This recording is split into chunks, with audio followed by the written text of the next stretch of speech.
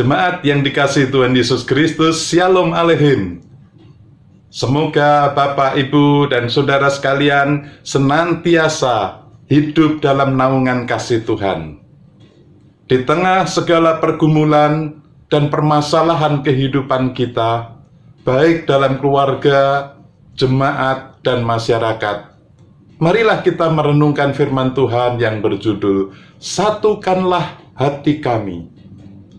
Firman Tuhan yang mendasari renungan ini diambil dari surat 1 Korintus pasal 1 ayat 10 yang demikian. Tetapi aku menasihatkan kamu, saudara-saudara, demi nama Tuhan kita Yesus Kristus, supaya kamu seia sekata dan jangan ada perpecahan di antara kamu, tetapi sebaliknya, supaya kamu erat bersatu dan sehati sepikir. Demikianlah firman Tuhan. Yang berbahagia ialah setiap orang yang mendengar firman Tuhan dan yang memeliharanya. Dalam surat 1 Korintus ini, Rasul Paulus menyatakan bahwa berbagai masalah yang terjadi disebabkan oleh kurangnya persatuan di antara orang Kristen di Korintus.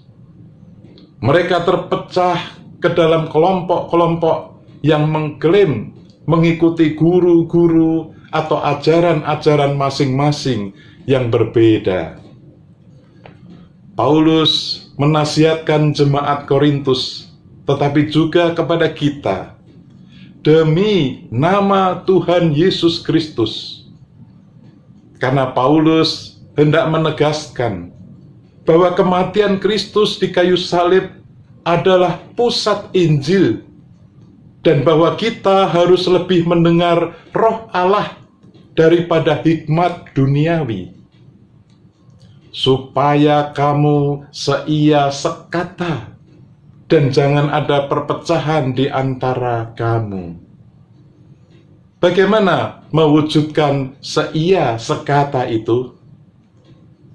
Yaitu kita semua sebagai anggota jemaat harus bersedia sepakat untuk erat bersatu dan sehati sepikir di dalam Kristus. Seperti kesaksian pujian yang dipersembahkan oleh staf karyawan GKI Kuitang, sebuah nyanyian, "Satukanlah hati kami untuk memuji dan menyembah, oh Yesus, Tuhan dan Rajaku."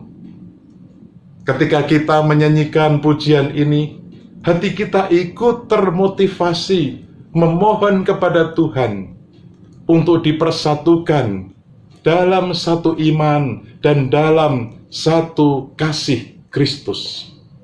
Dipersatukan untuk apa?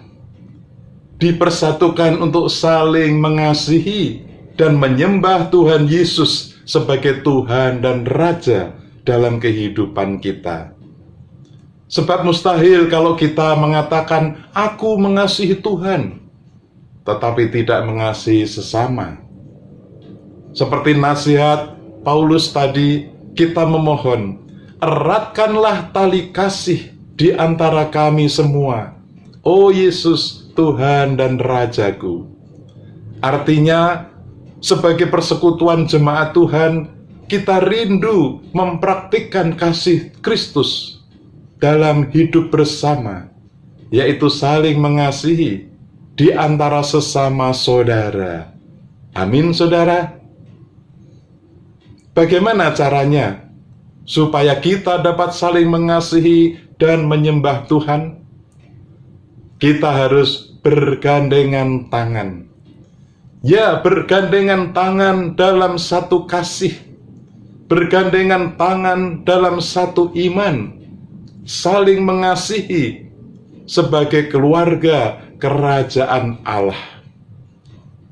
Istilah bergandengan tangan menunjukkan adanya relasi yang dekat dan akrab satu dengan yang lain.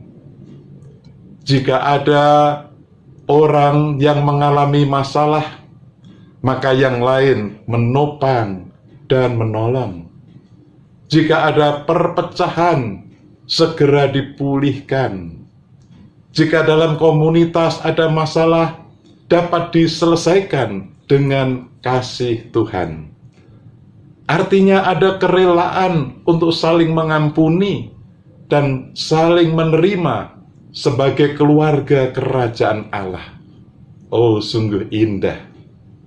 Oleh sebab itu, saudara, wujudkanlah kasih Tuhan dalam keluarga, dalam persekutuan jemaat, dan dalam masyarakat.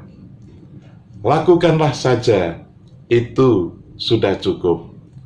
Amin. Mari kita berdoa.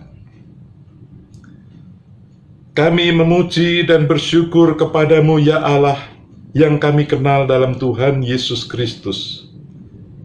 Satukanlah hati kami untuk dapat memuji Tuhan Yesus melalui perbuatan kami. Kami berdoa bagi saudara-saudara kami yang terpapar COVID, yang dirawat di rumah sakit atau isoman. Kiranya Tuhan memberi pemulihan. Mampukanlah kami untuk bergandengan tangan, saling mengasihi sebagai keluarga kerajaan Allah. Kami berdoa dalam nama Tuhan Yesus Kristus, Juru Selamat kami. Amin. Tuhan memberkati saudara dan keluarga.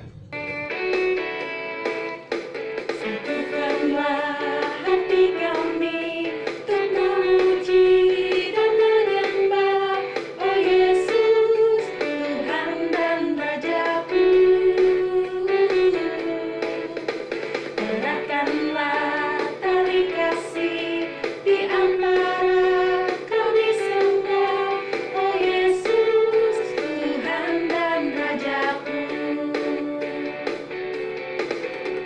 bergandengan tangan.